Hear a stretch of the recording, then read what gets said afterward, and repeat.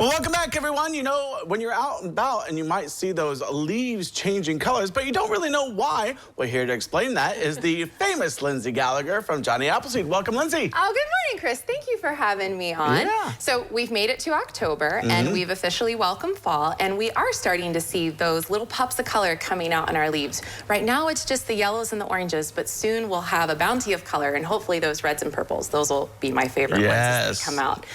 So these are leaves that, for the most part right now, are still green, and they were green all through the spring and summer. So I'm here today. We're going to talk about the science of fall color and do a little demonstration that you can repeat at home. It's pretty simple, and kind of reveal the mystery of what's going on underneath the green leaves.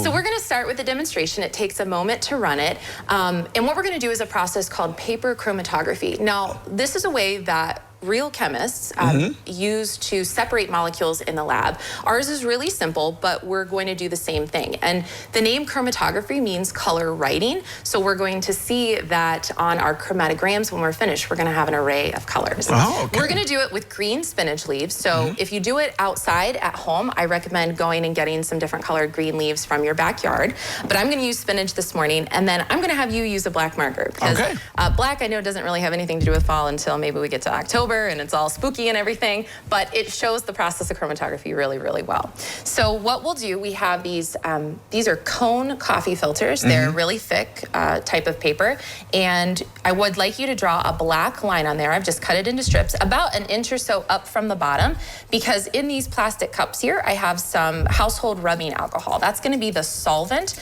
that is drawn up the filter paper to help us separate the pigments. And for mine, on the spinach leaf, I'm rolling the spinach and kind of taking a paper clip, or you can also use the back of a coin. The idea is to deposit the pigment on there in about a straight line or so. It's going to come out a little bit different every time. Spinach leaves are a little wet, so sometimes it looks like it splatters. But on your backyard leaves, thicker leaves especially, you'll need to maybe rub it with the edge of a rough coin.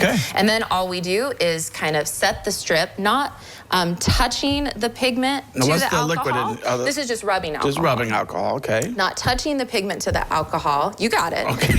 You're okay. Just setting it in there, making sure it doesn't slide down. And then we're going to allow the isopropyl alcohol, it's going to move up and separate those pigments. So here's where we're going to talk about what is happening outside in our leaves. Those leaves that are green, it's actually a hidden display underneath. So the green pigment in trees and leaves and plants is chlorophyll. That's responsible for photosynthesis in the leaf all through the spring and summer. But this time of year, the lack of daylight hours, the shorter days that we have, it's stimulating the tree, the plant, to shut down production of chlorophyll. It's not going to go through photosynthesis, because we know in the winter that those leaves are not going to be there. It's actually pretty damaging and dangerous to the tree. If they get a whole bunch of ice and snow, they catch it and break branches and can damage the whole tree. So you'll be okay there. So let the science do its job. I was getting impatient. Well, it does take a little bit of time, but it's worth the wait. That's how that works there. But so when we say that leaves change or turn green, to me that's a misnomer, because what's really going on is a grand reveal. It's an uncovering of all of the yellows and oranges that were there all along as accessory pigments. So chlorophyll's the main player when you talk about absorbing light and conducting photosynthesis, but it's not the only player. So when we think about whether we have a good fall or a poor fall or rain or heat, you're always going to get yellows, oranges, and browns in your leaves, no matter what the weather's like, because chlorophyll's always going to be degraded. It's always going to be recycled. Now, when these finish running here, we see a little bit what's going on. You can do the chromatogram at home. I've got some examples I did yesterday.